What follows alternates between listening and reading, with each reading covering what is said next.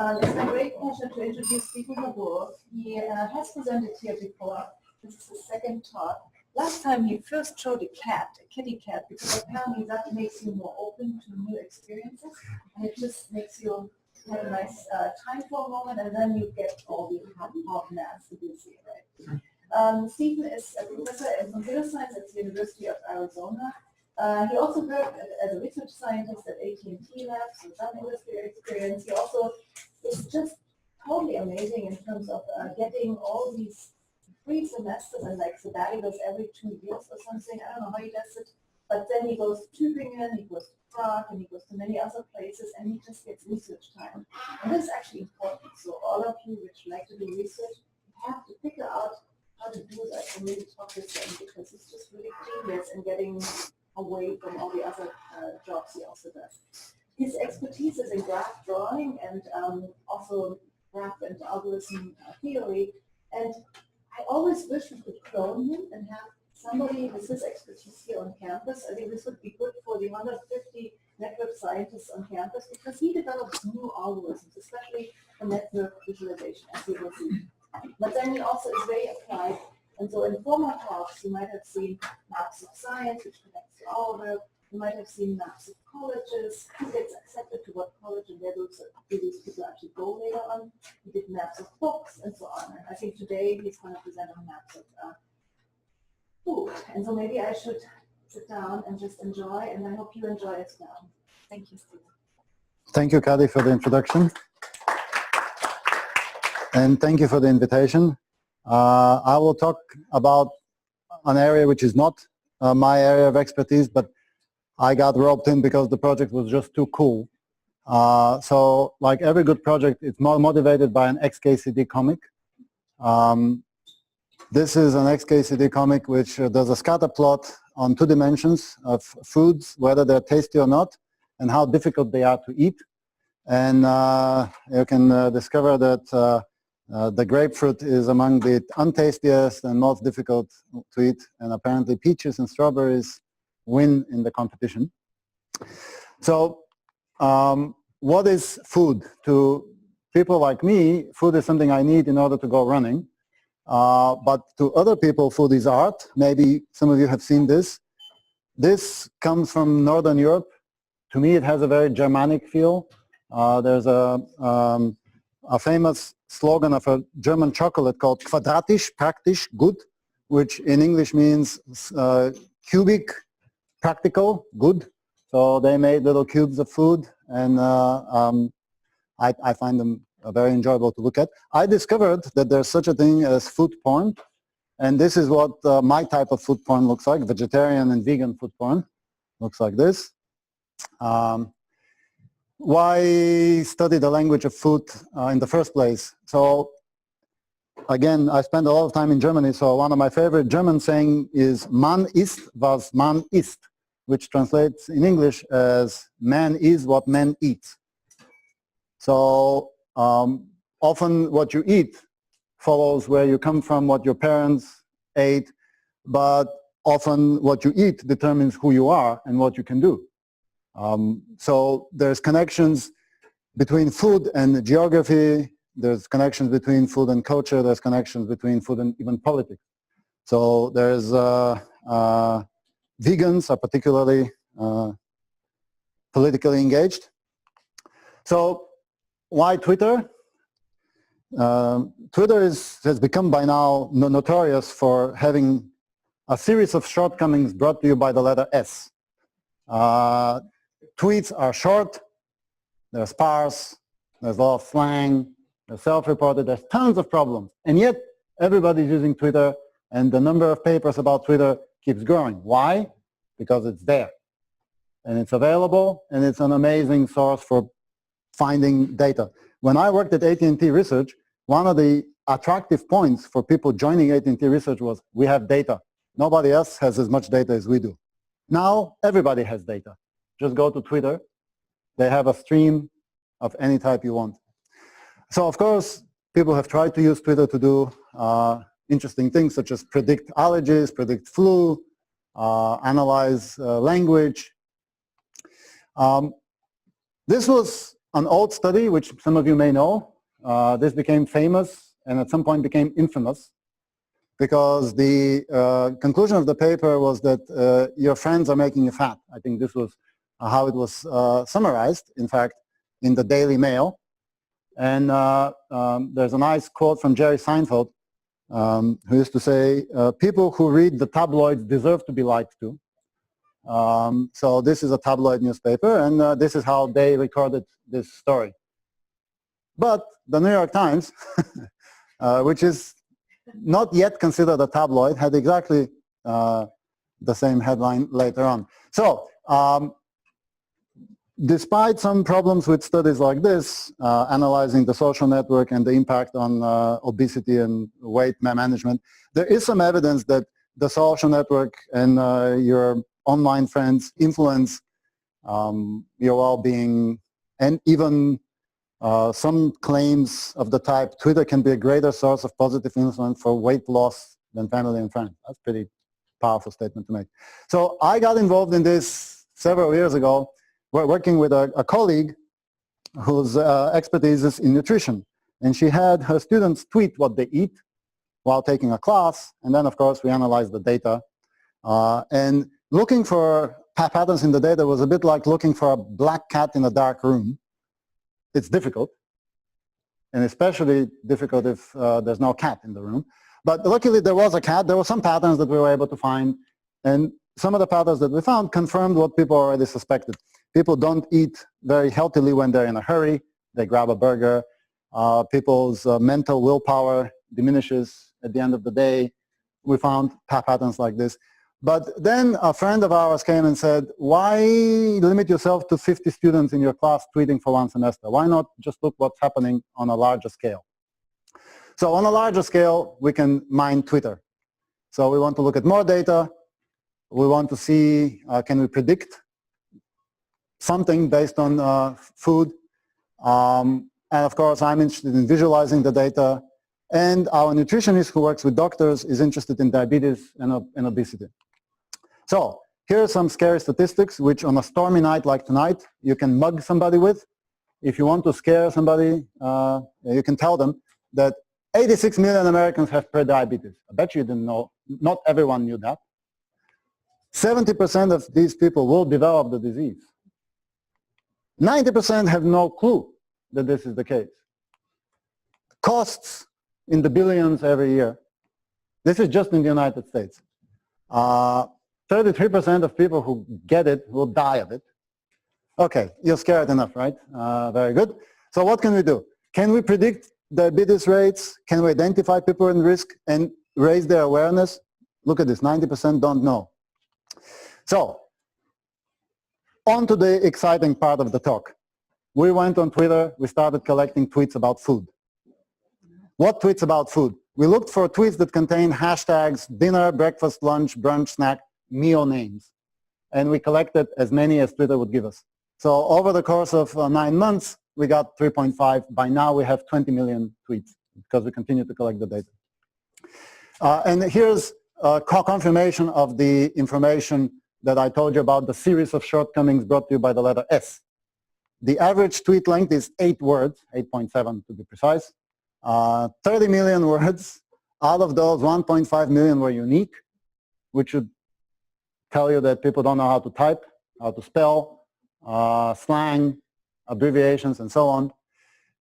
And of the many tweets that we got, we normalized very conservatively to specific states because the tasks that we're going to do are going to be on a state level.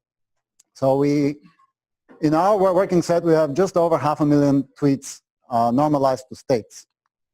And this is the first thing that you can do with the data.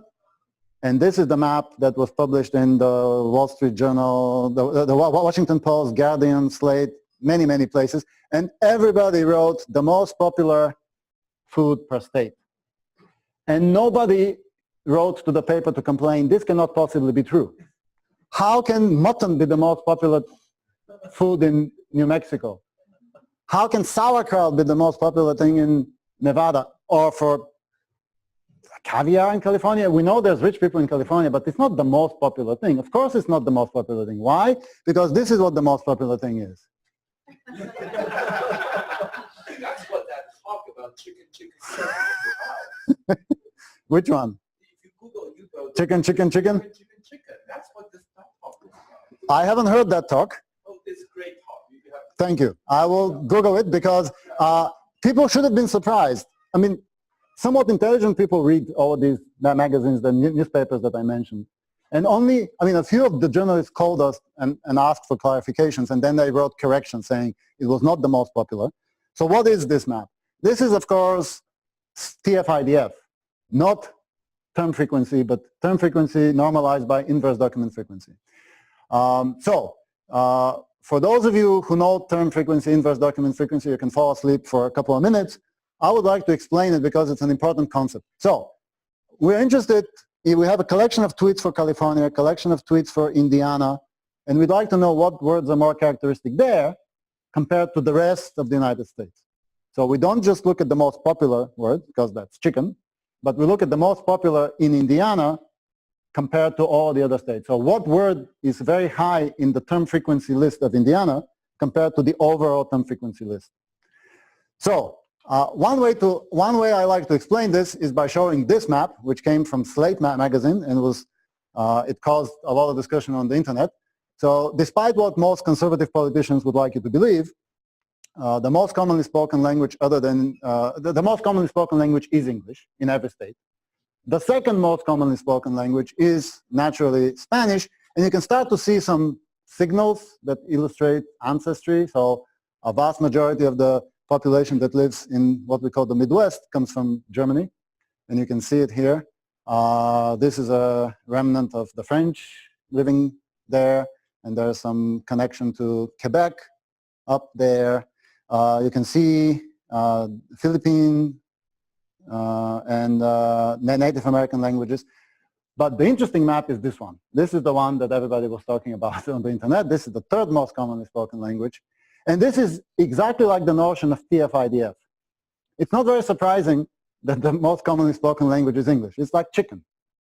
It's not that surprising that the second most commonly spoken language is Spanish, because it's very easy to learn after you know English. And there is a significant percentage of the population that is related to Hispanic culture. Now here you can see, you can really trace, if there's people from anthropology and people who study history, this shows migration patterns.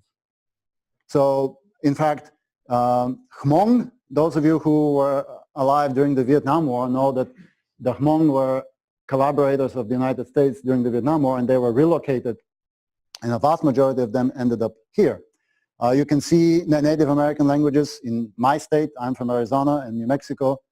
You can see Vietnamese here. So this is my analogy to what TF-IDF does. It shows you important information, whereas chicken doesn't show you much. Right. So, but we're not interested in showing a map of tamale and mutton. We wanted to do more than that. So what we want to do is to see, can we use the tweets to predict diabetes rates, obesity rates for the United States? What features are most associated with high diabetes rates and high obesity rates? And of course, we build a system, our own custom system. There's a database where tweets come. We localize them to a state very conservatively. We create some topics. I'll talk about this question. Yeah? Yeah, I don't know, maybe, I'm not sure when this becomes relevant and how much you talk about obesity. I feel like I know much better what diabetes is than what obesity is. I don't particularly, I don't completely believe that obesity by itself is an unhealthy thing, depending on how you define it. So I'm hoping that sometime you're going to define it. I will mention the connection between diabetes and obesity, and I'll show you a CDC test for determining your pre-diabetic risk. I will talk about this a bit later. I'm not sure what it is yet, Yes. So obesity, yes. We will talk a bit more. So what do we do with this? We analyze this data and try to predict stuff. And we try to show the output of what we have found. What do we predict and what have we found? Let's see. So here's three things we're first going to try to predict. using the tweets for a state, predict what's the diabetes rate. Is it above or below the US median? Just that. Not the good diabetes rate or bad diabetes rate. Is a state above or below the median? So it's going to be binary test. All of the tweets that come from a state, can they help me predict whether a state is over the median or no? Overweight rate, again, I'm going to compare to the US median, not to what is a good weight, while what is anything else. And while we're at it, why not? Political tendency. Can food help us? Does food have anything to do with politics? Just because, I mean, there's some existing sort of basically ground truths you have Yes. about how the rate of diabetes in the state, Indeed. and that follows a certain definition of Indeed. diabetes. And so when I said, okay, so the health side, you say BMI. Yes. So let's look here. Diabetes data. So here's the data. For all the states, the minimum diabetes rate is in Alaska, 7%. There's 100 dots here. This is 7%. The median is 9.7, and the max is 13. So this is a very narrow range. So this would be a very difficult task, trying to predict in this tiny little range.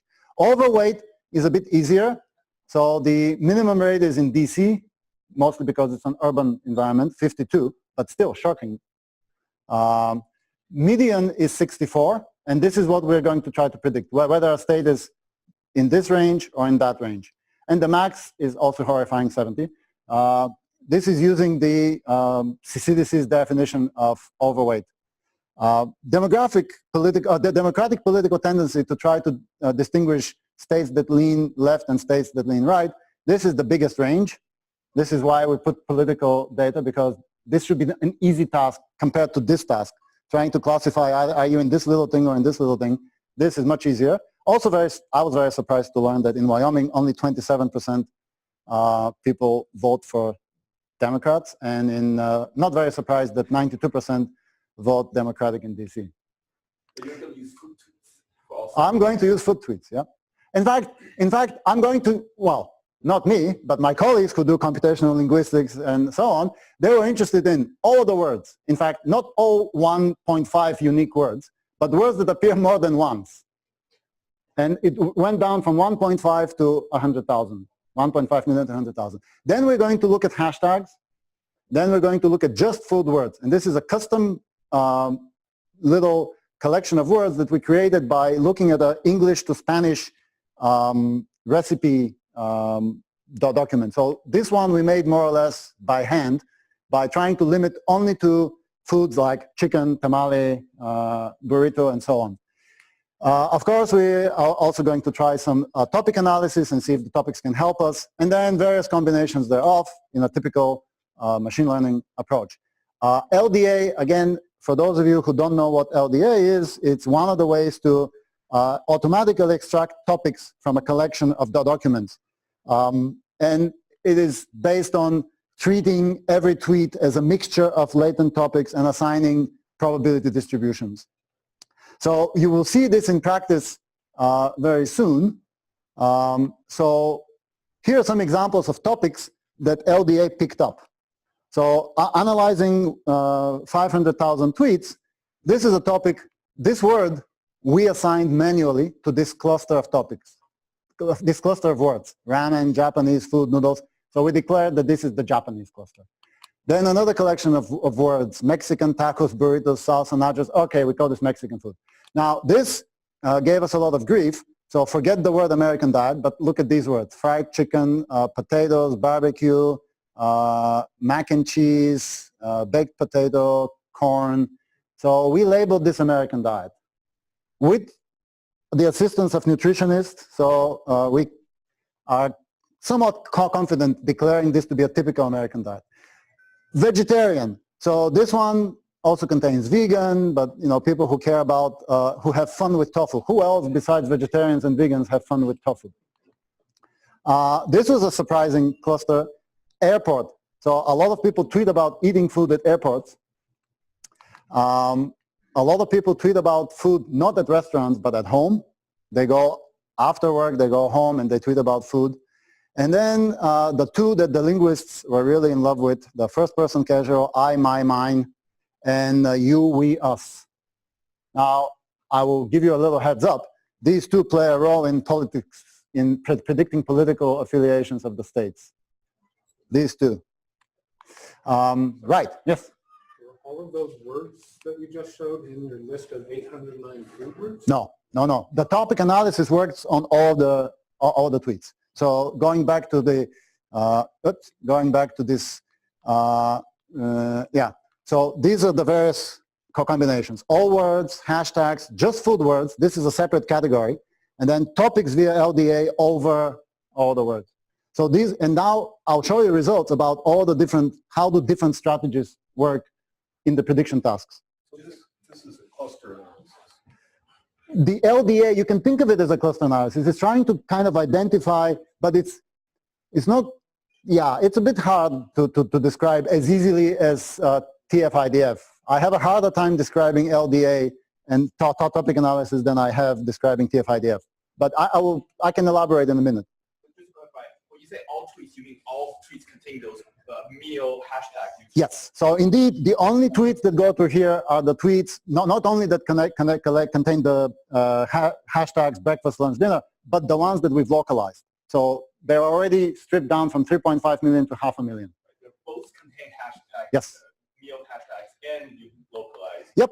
Okay. So very quickly to the how we're going to do our tests and how we're going to measure quality of prediction. So this is a bit technical, but it's important. What are we going to tell you? I'm going to tell you some numbers, 50%, 70%. What do these things mean? Okay, so what we're going to use is off-the-shelf machinery, support vector machines with basic linear kernel, whose job is, all of my tasks, if you notice, were binary tasks. I'm trying to classify whether some state is above or below the median. So it's a binary task. Whether some state is politically leaning to the left or to the right, binary task. And so this is an attempt to illustrate what binary classifiers try to do. They try to find a way to separate two different types of data. So there are some issues that make the problem slightly more challenging. So the range of tweets is very large. So in Wyoming, there's very few tweets. And in New York, there's tons of tweets. So we have an unbalanced distribution of, so this is attempted to be captured by this cartogram, showing that since there's very few people here, there's also very few tweets from there. And we have many features in the prediction tags from all the tweets in the state, but small number of data points. We have 50 states plus DC for a total of 51. And here's how we're going to do the test. So we're going to grab Arizona. We're going to take all the tweets from Arizona and hold them behind our back. And on the remaining data, we're going to train this support vector machine to classify, knowing which state, knowing that this state is above the mean, knowing that this state is below the mean. So we're going to learn on the remaining 50. And then I'm going to give it the Arizona data, and it will have to guess above or below the median, Democratic or Republican. So this is the standard setup for these types of predictions. And here's the answers very quickly to move on to more interesting things. The baselines, if you just flip a coin, you have 50% or 51 because we have 50 states plus DC. So the baseline, just flipping a coin, is already half right. And you can see now how the different combinations work. All words bring us from 51 to 76 when trying to predict whether a state is above or below the mean. Not so good at diabetes, but remember, diabetes was the hardest task. And not so hot with political, only from 51 to 66. Now, all words plus the topics give us the best result for the overweight prediction, and also, on average, seems to do the best. Now, here's the part that the linguists are most excited about. Just the 800 food words take us from 51 to 70. So there is enough signal there to increase the baseline. There's enough signal to increase from 51 to 60. There's enough signal to increase from 51 to 68. In fact, food plus topics, and we don't have too many topics. We only extracted, I believe, 100 topics. So the 800 words plus the 100 topics give us the best result for political, for the prediction, Democratic or not. Hashtags seem to do well on diabetes. So let's look at the results. So the results are more interesting this way than the other way. So here's when we're trying to predict whether a state is above or below the median for all overweight. Here's the features that most predict a state being above the median. And the one that terrified the nutritionists is this one. Right? One of the strongest features for predicting whether your state is above the median for overweight is people tweeting about the average American diet, chicken, fried chicken, baked beans, and so on. And not very surprisingly, the states that are below the median, there's more tweets about vegan restaurant ads, so this implies more urban. So here is reducing the signal from 100,000 words to 800 words to 2 words. If I put, of course we have a system to predict, to show you, let's put 2 words, the words fried and vegan, and show you in which state one is more popular than the other. And the pattern that you see here, vegan and fried, kind of is not so far from the pattern you see when you look at the Kobourov map of obesity in the United States. So there's a giant blue cluster here, and there's a giant blue cluster here, with a stream of blue going up here. Right? Just 2 words. Just these 2 words give you this pattern. Now, granted, I spent 5 minutes trying to find 2 of the words. By the way, these 2 words didn't come from anywhere. They came from this list, right? Fried and vegan, right? Okay. How about diabetes? Well, what is the most predictive for diabetes? Well, again, the doctors were very unhappy to see this. The highest predictive feature for diabetes is American diet. At least, and what's next? Mexican diet. Well, we're in trouble in Arizona because this is what everybody eats there. Okay, on the other end, for diabetes, this surprised us all, but Japanese didn't surprise us. So the Japanese diet is, everybody knows, is healthy, and Japanese have very low rates of diabetes. I'm not so sure about Turkish food, but food porn also makes sense. So a lot of the people who tweet a lot about pictures of food tend to be from the urban, wealthy places. Okay, again, boiling everything down to 2 words, Mexican and Japanese, you get a map that is not quite as good as the last one, but kind of close, just using 2 words. And now the connection between obesity and diabetes. So the CDC has this interesting collection of maps like this that go year by year, and they show you, starting in the 50s, that obesity per county was almost not existent. And as time went by, there's more and more and more, and there seems to be a wave coming from here and taking over the United States. And diabetes has a similar sequence of maps, and they seem to follow each other. So this map for diabetes in 2014 is almost like the obesity map 10 years ago. So if you shift the maps by 10 years, they look very similar. So these 2 are strongly correlated. At the end, I'll show the quiz, which explicitly tells you how many points overweight contributes to your risk. Now, the political stuff. This was the gratuitous test. So what tweets, food-related tweets predict that you're coming from a democratic state? Of course, vegan, delis, again, cities and urban environments, restaurant ads. And what predicts a Republican? I, my, and airport. And after work. So here we're speculating wildly. A lot of businessmen travel in airports. They tend to be more conservative. And a lot of family values folk probably tweet about eating at home. Speculation, wild speculation, happy to admit it. Okay, so here's what happens if you put home and vegan in our system. You get maps that look almost like the red-blue maps, not quite, but close enough. Now, one more test. There seems to be a potentially strong connection between geography and predicting overweight rates and diabetes and political affiliation, because we know that geography, we know that California, the East Coast and the West Coast are more liberal, they tend to be less overweight, and so on. So can we actually predict the location given a set of tweets? So now I'm going to describe another collection of tests using the same data set, but the questions are different. I want to predict whether tweets come from one of the 4 regions in the United States. The 4 regions are Let me show you the 4 regions first. Here are the regions. The West, the Midwest, South, and Northeast. I can also try to predict the individual state, or I can try to predict one of the top 15, the largest 15 cities. And again, we're going to use SVM with linear kernel, but now the setup is different. We're going to take all of the data from all the regions, states, and cities and train on 80% of the data and hold 20% of the data behind our back, which is the typical setup for these kinds of experiments. And then I'll show 20% of a state and try to predict which state is it, or 20% from a region and try to predict which region is it, and so on. So we are training and testing on different parts. So the accuracy, of course, is how many correct guesses do we get out of the total.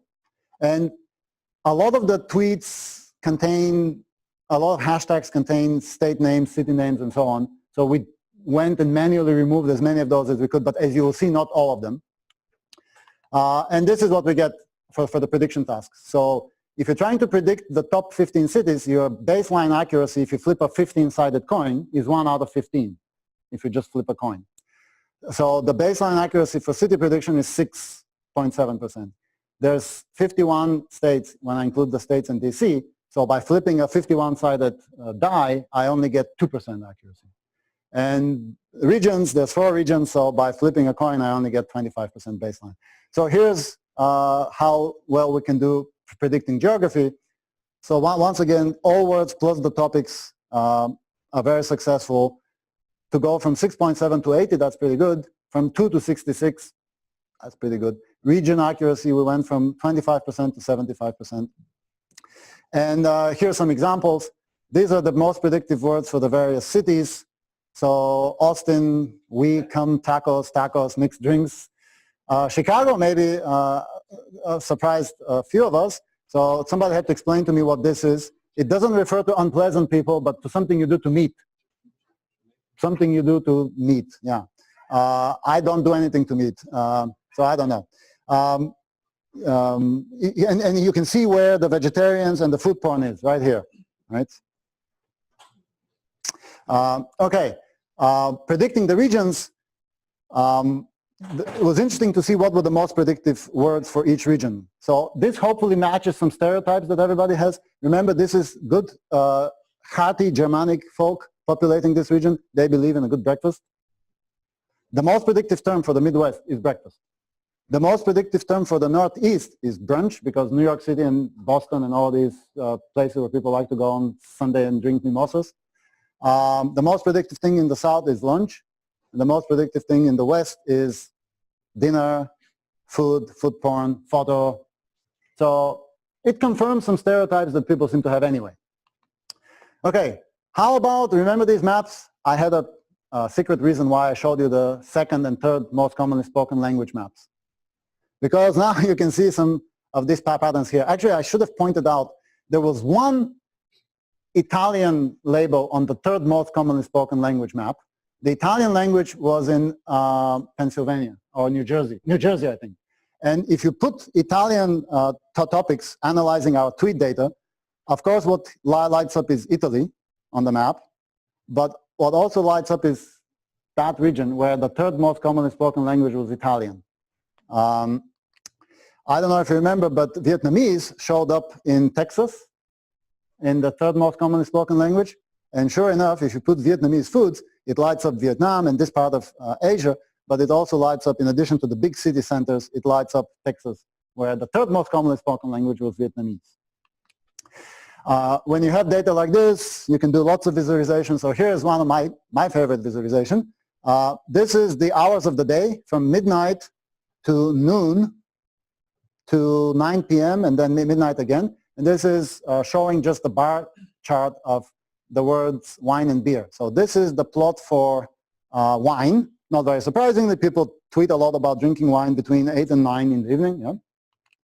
But beer peaks at noon and 1. So people are more proudly advertising beer drinking at noon than at dinner. You can do this over the days of the week. So for example, we had students who were from parts of the world where the notion of brunch doesn't exist. So they're asking what is brunch. So we did this visualization for them. So this is breakfast over the days of the week. Not much difference. People tweet a bit more about breakfast on weekends, but you can definitely see that brunch is something that you do on Sundays and Saturdays. You can do this over the course of the year. So these are now months. And you can look at soup and salad. So soup in January is very popular and not so much in August. Very popular again in November. And it seems to mimic nicely salad. So if you put soup and salad together, you get almost an equal bar graph. So we can also compare weekdays versus weekends. What do people tweet about during a weekday versus a weekend? So maybe it's easier to see it this way. So this is a weekday word cloud, and this is the weekend word cloud. The word cloud is doing what word clouds usually do. The size of the font corresponds to how many tweets about it. Now notice brunch and how big it becomes on the weekend. The red words are words that appear only on the weekend word cloud. So you can see that people are having more fun on Sundays and Saturdays. They're talking about things that are beautiful, smiling, drinks, parties, waffles. How can that not be fun? Cake. And on weekdays, the things that are not present on weekends include things like beef and special and work and veggies. So weekdays are more associated with work and tomato soup as opposed to weekends where people are having are smiling and having selfies with beautiful New York City, looks like.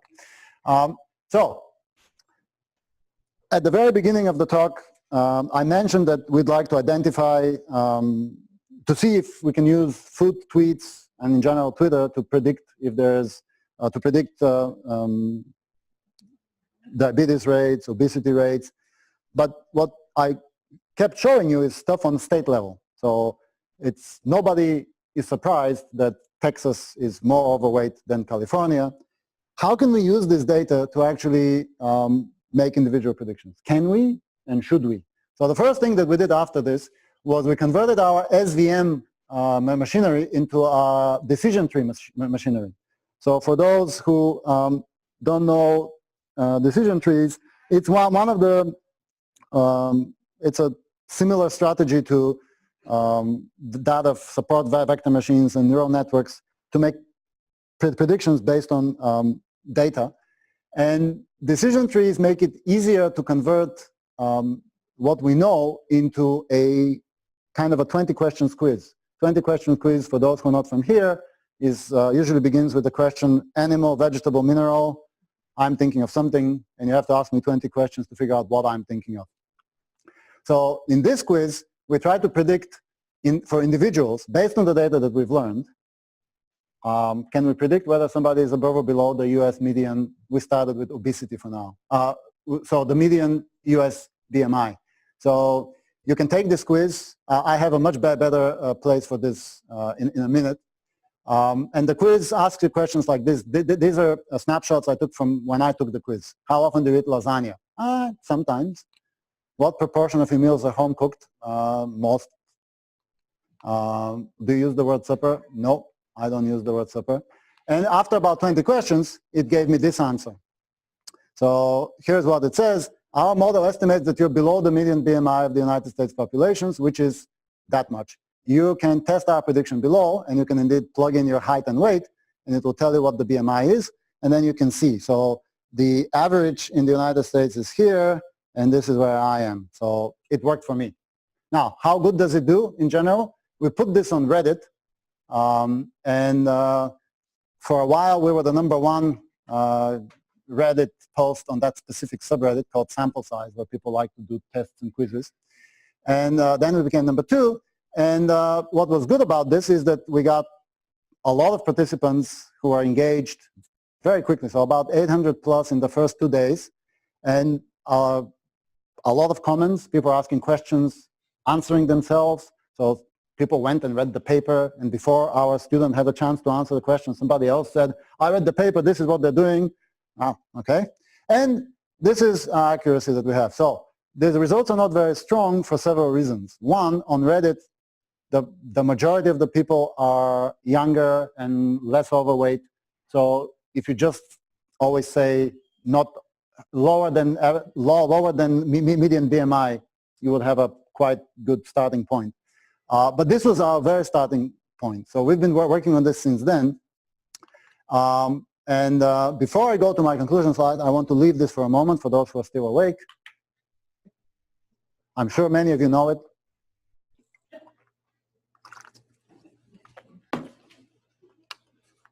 Right, this is an obligatory XKCD coming that should be included in 90% of the talks that I listen to.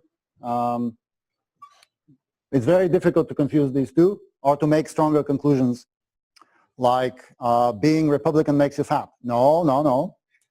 Being that Democrat means that you're a vegan. No. Okay, so the conclusions that we dared to draw from our paper was that there is some predictive power, even just in the language of food, even in the 800 words that involve food-related terms. There is a website where all these visualizations that I showed you are accessible live, so you can create all and any of the visualizations that I showed you, querying the entire data set real time. So you can play with it. All of the source code is online, so you can, if you noticed, I didn't talk about any new linguistic techniques, no new machine learning techniques, nothing new. We're just using off-the-shelf technology to see, is there something there? Is there a black cat in this dark room, or is there no black cat? So we believe there is a black cat, and the numbers that I showed you are not impressive. Any of the numbers can be improved. We hope somebody will say, I can do much better than these bozos. Take what we have and put a better NLP analyzer, put a better, now, I think today we cannot publish this paper because we didn't use a deep neural network. I think today you must test deep networks, otherwise you will not get published. And who knows, it may do much better. So the questions that we had while we're working on this include this. So can we have more and more evidence that we can, but the harder question is, should we? So does it make sense to go on Twitter and start analyzing people's tweets to discover whether they are at risk of diabetes? If we can do this, maybe the health insurance company can do this and they can raise your health insurance rate. More importantly, what do you do once you identify people who are at risk? Remember, 90% of the people who are at risk don't know.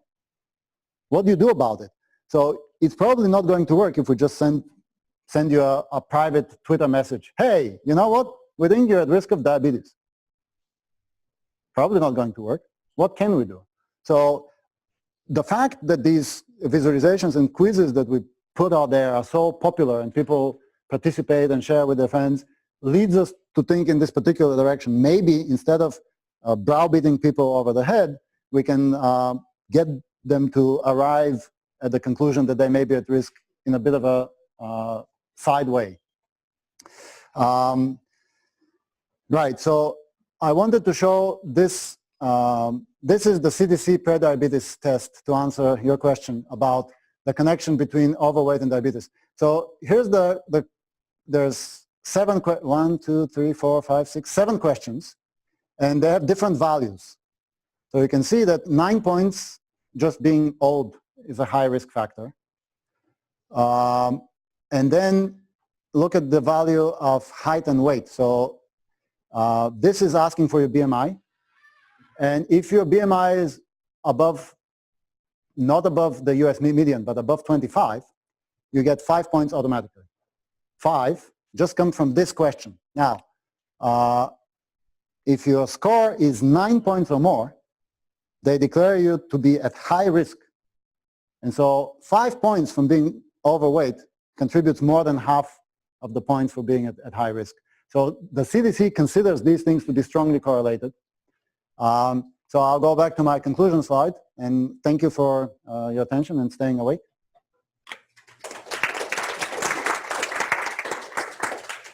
We do have a questions. And actually, I had a question for you guys. How many of you have run experiments on Reddit? Because okay, there's one. I thought this was really cleverly done, actually very nicely done in Bye also. But questions. I saw one question here, then Bye, then another, and then lady. Okay, please. Just a suggestion rather than a question, and that is in my own survey research replicated by others in other surveys, food dislikes are much more diagnostic of social, cultural, geographic differences Instead of likes. than likes. So, and I think your chicken example demonstrates that pretty clearly. Whereas if you can figure out a way of extracting distaste or disgust rather than positive measures. I think the linguists would like this because they like to extract the sentiment of a tweet, right? So if you're tweeting about a chicken, but the sentiment is negative, that's it's one of these things. This is a good one, and I will write it down because I will forget it otherwise. While I'm trying to find out my pen, maybe. Pen, thank you. Yes, I will take the next question. So I'm just guessing that a lot of predictive power comes from the compounding factors like how each ethnic group is related to like certain socioeconomic status or like geographic pattern like urban versus rural. So I think really exciting thing is if you go To look deeper. like individual level. Have you thought about like gathering like ground truths? We have thought about it, and we are aware that it's much more complicated than it looks on the surface. Yeah. But we're afraid to go deeper. And related question, have you? I mean, I think there are some data available for socioeconomic kind of association between ethnic groups and income and this health, as well as like urban population, rural population. So maybe you can build a baseline model, like how predictable these numbers will be at the state level, just using these baseline factors, like how many. Not using tweets or food at all. Tweets, just using the socioeconomic numbers from census or CDC. Okay, nobody has done this? I don't know. It's a good question. And maybe kind of useful baseline because Instead of my baseline of flipping a coin, saying you say I can have a stronger baseline if I just analyze the socioeconomic status and so on. Okay, that's worth testing. So maybe, I don't know, money tweaks or something like that, I don't know. But my question is actually about the SVM. You said SVM was linear kernel. I guess everywhere you use SVM as linear kernel. Is that why you could extract sort of positive, negative features as words? Because is that the same as a perceptron? Speaking of non-deep neural networks? No. The features are just the words. Yeah. So that sounds like a perceptron. So I'm saying, like, if you have SVM with linear kernel, it sounds like a non-deep neural network, so non-deep that it. Now you're asking me a question that will force me to reveal the fact that I do not know much about machine learning, except that I know that there's a black box SVM, and if I feed words to it, I can classify just using the words as a feature. And that's because you use the linear kernel, right? Yes. If you use quadratic kernel, then the features. Perhaps. I would like to be able to show and to, I mean, the interesting thing was not the numbers, 80%, 90%, but what words and what topics and what types of foods were associated with diabetes and so on. So indeed, the decision trees were also used exactly with that idea, so that we can then make questions out of it and so on. Question behind, yeah? I'm a linguist, so I don't follow what you talked about entirely, but I have two questions. The first one has to do with the related to Rick's point, which is that, do I understand correctly that you picked up or your system picked up the occurrences of words, food words, without paying attention to any contextual information? So just following up on Rick's point, I don't like chicken. Or did you eat chicken? Yeah, we don't at all consider positive, negative, part of speech structure, just bag of words. Right. So in addition to the negative or question, those things may not lead to exactly what the people are. Oh, absolutely. So in relation to that, the metaphorical use too. Oh, sure. So is a chicken or a chicken out. Yep, yep. That sort of thing is also important to consider. Indeed, we found many. We found quite a few tweets in which the words that we think are responsible for food are actually used in a different context, like chicken as in you're chickened out or something like this. Sure, sure. And vice versa. But we are a little bit saved because every tweet that we capture must have the word breakfast, lunch, dinner, or something like this. So there is some context about food. Maybe the tweet is, we're at brunch and he chickened out. So there's no content about what they ate, but we will extract chicken from this. So Or we are raising chickens. sure, but they have the word, That they eat chicken. yeah, the word breakfast, lunch, or dinner has to be present in the tweet. Right. So, but even in that context, you cannot. But I think this is a very good comment. Oh, the computer fell asleep maybe? Because I'm moving around too much. One of the questions that we had in the at the end is, we are not claiming that we're doing anything great. We're just indicating that there's something there, right? There's a cat in this dark room. So with better NLP, with better linguistics, with better machine learning, we can probably do even more. And then we come to the ethical question: should we do this or more? Which it's above my pay grade, but I'd be interested to hear if anyone has comments on whether we should be doing. I'm not undermining what you're doing. It's just additional. I understand, and I agree that we can apply all these things and probably improve the results. Right. Yeah, I have another question. I was surprised to see that minus diabetes includes Japanese food, ramen, and noodles.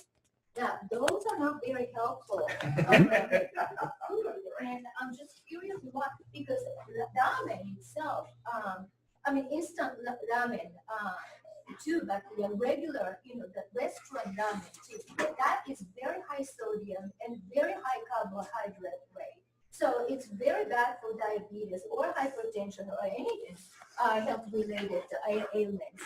So I'm very surprised to see. So let me quickly show this. So these are the predictive features for low diabetes rate, and among them is indeed Japanese. But this was an example of this topic called Japanese food, which contains, where's the Japanese word? The top one. Not just ramen, but all kinds of Japanese food, including katsu, whatever that is. And there's 200 other terms associated with this. So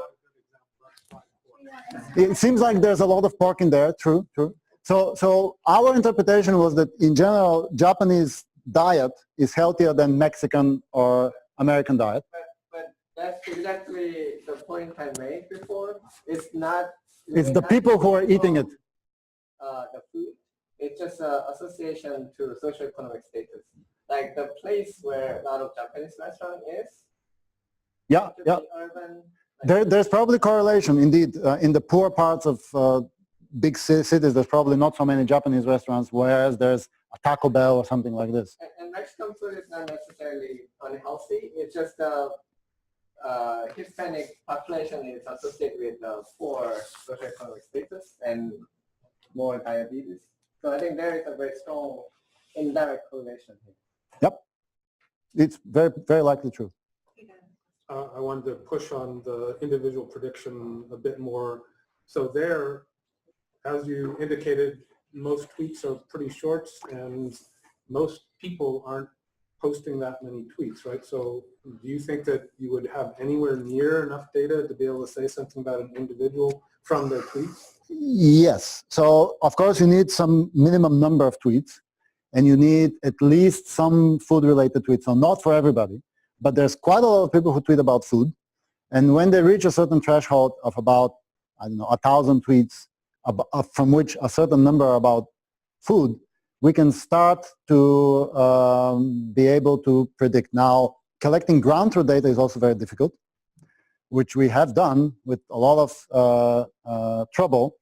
But we are also we have additional information. So we have information such as gender, maybe age, demographics. We can learn a lot more from the individual tweets as opposed to the state. And the other part that we are starting to use now is images, because people put a lot of pictures of food in there, and we can analyze those images, and this can add to the prediction, which on a state level, that doesn't make much sense, but for individuals, it does. So we're nowhere near 80% or 90%, but we're way above the baseline. But if CDC can get to the 80 or 90% with 9 questions, this is questionable. So it's not very clear what high risk means. It does not mean that you're at 90% risk. But yes, we are trying to compare ourselves exactly to the 7 questions quiz. And we are getting there, but without asking these questions. So, and of course, the idea would be that you don't have to aggressively ask somebody to do this. If we can get close to the success rate of the 7 questions quiz, while just analyzing tweets in the background, then maybe we can, instead of telling them take the quiz, take them to some more fun quizzes, visualizing data about predicting 20 questions, this, that, and the other, and maybe at the end nudge them in the right direction. But as I said, we're concerned and we're not sure what to do. And when we write papers and proposals about this, we very often get at least one reviewer who says, not only this cannot be done, but it shouldn't be done. consider false alarms and things like that. Sure. As I said. Upset about things that they don't need to be upset about. I agree. Since you have this slide up already, I'll ask the question that has me curious. So how did you make the selection process for some of these words? Like, there are obvious ones, like burrito goes with Mexican, ramen goes with Japanese. But like the word yum. Yeah. I will try to explain. So there's still one more part of my question. Because on all of the other slides that you showed, the word yum was associated with the unhealthy traits. So this is who makes the decision. There's a big hammer, and you hit text with it, and it groups it into words. This hammer is called mallet, and it's an implementation of this latent Dirichlet allocation, which creates topics. So these topics that I show you were not created by us. The only thing we did, so this hammer created this group of words, and we looked at it and said, what word describes this? Let's call it airport. Wherever yum was, this was a collection of words, and we tried to label it with one word so we can refer to it later.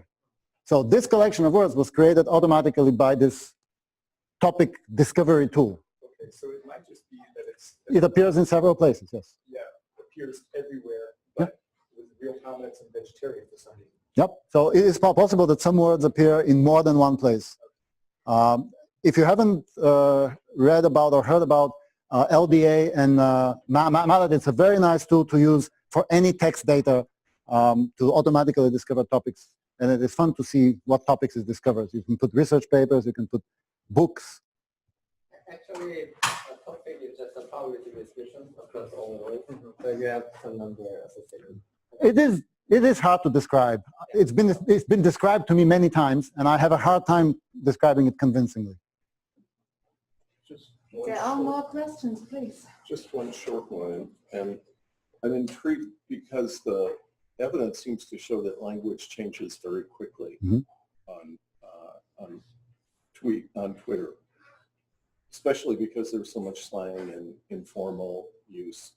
So if you're trying to predict, that raises a question about whether the analysis you've done, how long it's going to be useful, which would suggest that if you redo it on a regular basis, you would have an interesting tool for looking patterns over time. Looking at patterns over time, not just in the use of the words, but in the associations between the words and people's behavior. It's a good idea. We have 3.5 years worth of data, and you can do a sliding window, and we haven't tried that. It'll be interesting to see what changes as we go from one year to the next, what predictive factors change, positive and negative, what new words appear. And it might change more rapidly in the city. Yep. Than it does in a place like southern Indiana, for example. Last question. This week in the New York Times, could have been the Tuesday science section, it could have been Sunday section. There was a revelation, the Harvard School of Public Health had done longitudinal studies. I think there were more than 30 participants.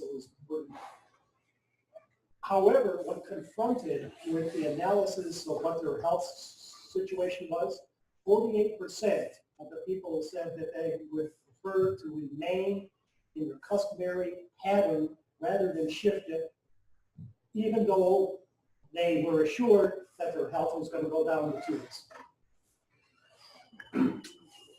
That's why we're talking to behavioral economists about behavioral nudges. If you tell people, I mean, I was a smoker and I knew that it's not good for me, and when people tell me you should quit smoking, that didn't help me quit smoking. Right? I did what Mark Twain did. I quit smoking 100 times until I finally did. But yeah, it's not an obvious problem, but combined with the problem, should we do this or not, it's even harder. But I agree. And I think using Reddit to not only get data, but also to start nudging people in the right direction is a really neat idea.